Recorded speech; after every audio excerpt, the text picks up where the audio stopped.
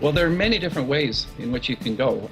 Thinking back when my wife and I first went out in 1982, there weren't that many options. You were looking at long-term or not going at all. But today, I think the options are infinite. People can go short as a week, others can go for a lifetime, and you can go anywhere in between. There's the option of being a non-residential missionary, where you might be living in the U.S. And traveling back a couple of times a year and leading a specific ministry that's on the field. One of the great things about going short term is that it gives people just a taste of what the Lord is doing in different countries. There's this whole big world out there that the Lord has created, and it's different and beautiful. If you go, even if it's just a short-term project for a week or two, is if you do want to be involved in missions, it's going to give you a much better idea of how to be praying for people and what ways people need support on the field. That may mean that they are wanting to be more intentional about praying through the news as they're seeing it or reading it, or in their church they may want to volunteer more. When we finally made a decision to come to Cambodia, this person came forward and said, hey, I've been praying for you for the past 3 years that God would lead you to Cambodia. And it was perfect for us because it really confirmed what we felt we were hearing from God. I was going to be a foreign missionary, go out on the field, and I think if I had stayed in the States, I wouldn't be happy. My heart would always be pulling me.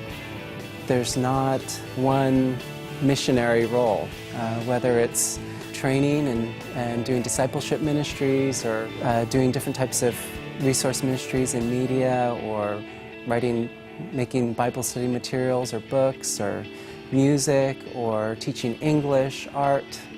I think the Lord could use you in any way.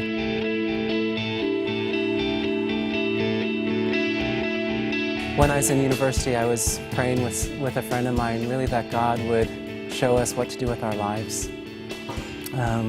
We just realized that life wasn't about just ourselves, but we were part of God's greater purposes in this world.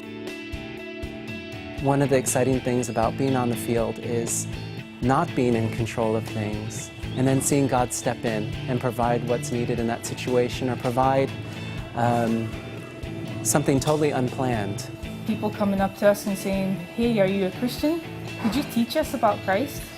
I mean, that's unheard of in my experience growing up in America. It happens here. You really need to be assured that this is God's calling on your life. And so prayer is a very important part of that process. If God calls you, He's going to give you the gifting. He's going to use the passions that He's given you, the gifts and abilities that He's given you. There's a tremendous need for people of all professions, business people, professionals of every kind. The harvest is ripe. I think there's a real opportunity to share Christ in whatever ways, whatever giftings the Lord's given you.